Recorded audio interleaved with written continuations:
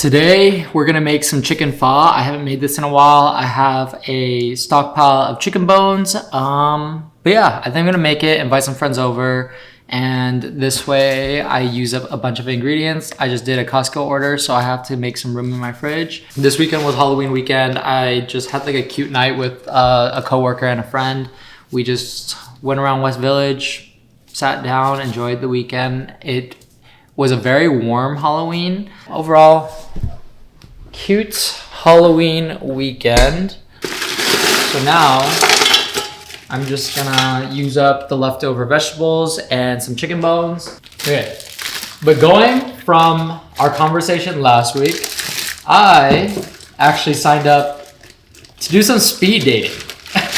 I just kept thinking like, why not? Like I'm in New York, I'm in a city where it's like a lot of people are single.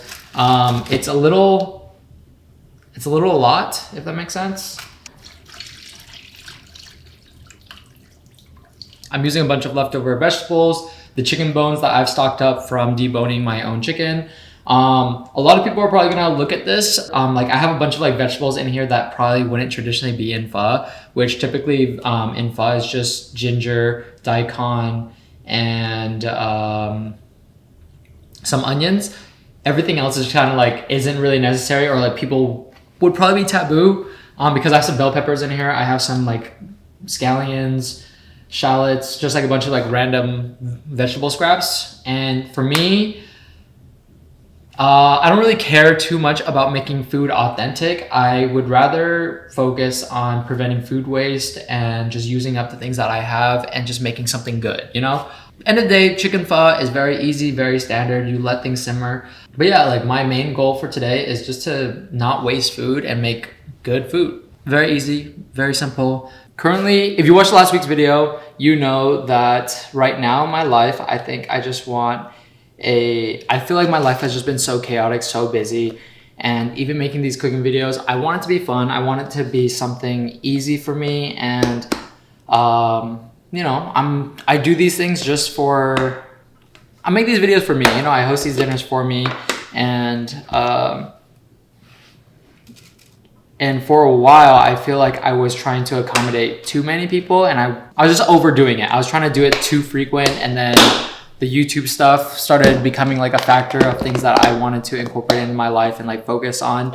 And I just kept thinking like, oh, I have to keep making these dinners. I keep having to like do extra. I keep having to invite people over.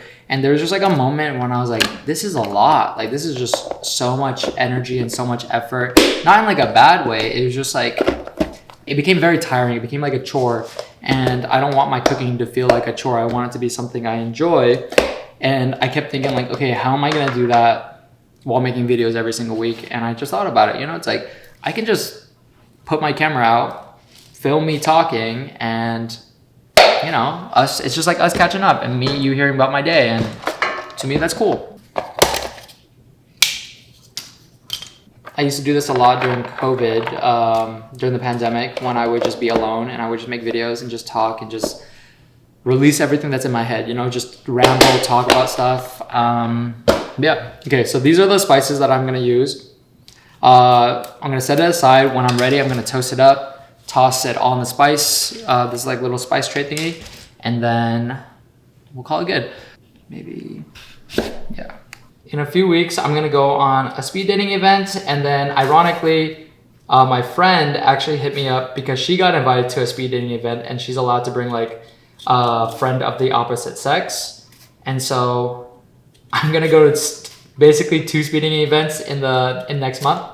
And I'm just thinking like, literally, why not, you know? Like, why not?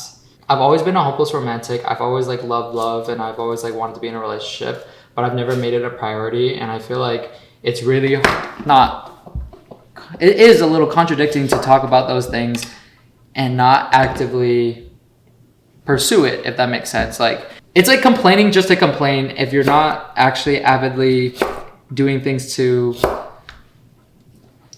push yourself forward. I don't know if that makes sense either. Like if I want to say that I want to date more, I should avidly put myself out there and try to actually date more. So I'm putting myself in positions of meeting people and just trying to date more.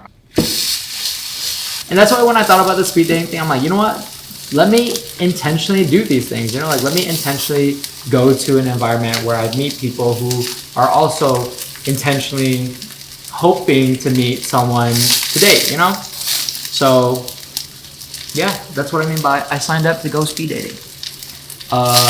Anyways, charring up the vegetables to give it a little bit more aroma, bring out the aromatics, toss it in once this is boiling, and then I'm gonna do the same thing and toast up all of the spices. Yeah. We are finally finishing up. I just finished all the chicken, put it aside, chopped it all up. Now we're gonna assemble the pho. If you don't know how to make pho noodles, it is the fastest process in the world. You kind of need to move so fast. You toss the noodles in, you blanch. It's basically, you're just blanching. You just toss it in, stir it a little bit, and then you're good. You're done. Literally toss that in, give it a stir.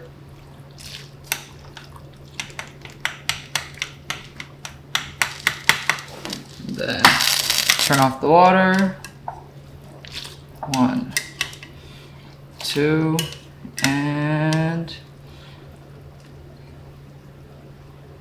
3. Look at this golden broth. Everyone always says Vietnamese food in New York sucks, and the reason is because you've never been over to my place. Stupid. My chicken. Look at this. And that's chicken pho, made by yours truly. Now we eat.